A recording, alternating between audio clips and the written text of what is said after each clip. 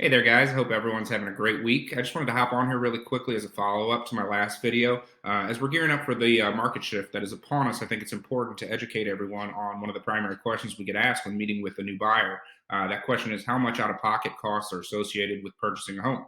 Now, it's a great question and one that can vary greatly depending on several factors, including what type of loan you're using. First, there are two large sums of money that are associated with purchasing a home. First one is down payment, second one is closing costs. Down payment amount is going to vary depending on the type of loan that you're utilizing to purchase the home.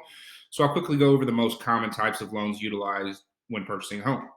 An FHA loan is a government backed loan with lower financial and credit requirements.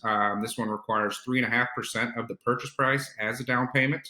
The second and most common type of loan is conventional loan. That can be as low as 3% of the purchase price. VA loans are government backed loans available to current and former military members, and those require 0% down payment. Also, USDA loans are loans that are used to purchase a home in more rural areas. Those also require 0% down payment. So to quickly sum up down payments, Americans are on average paying about 6% down payment for their purchase or for their new home purchase. Now switching gears to closing costs. Closing costs are expenses and processing fees that you pay to your lender in exchange for loan services. Those cover things like home appraisal, title searches for the property you're purchasing, and a few other things. On average, you can expect to pay roughly 2 to 3% of the purchase price in closing costs. So the good thing here is that in the right situation, on the right home, you can actually ask the seller to pay for some or all of your closing costs. So now that you have an understanding of down payments and closing costs, there are also some upfront costs associated with purchasing a home before you get to the closing table.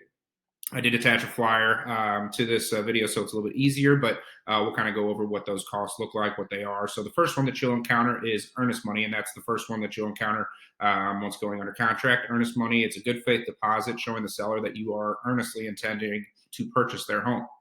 The check is deposited into your escrow account at our title company at the time the offer is accepted. It's held by the title company until closing day, at which time it's applied to that 2 to 3% of closing costs there. Inspections are the next one that you'll encounter. 100% of the time, you're going to want to get an inspection on the property you're purchasing, and really, in most cases, the lender is going to require that you get an inspection to secure the loan. So, cost for building inspection usually between $300 to $500, depending on the size of the property.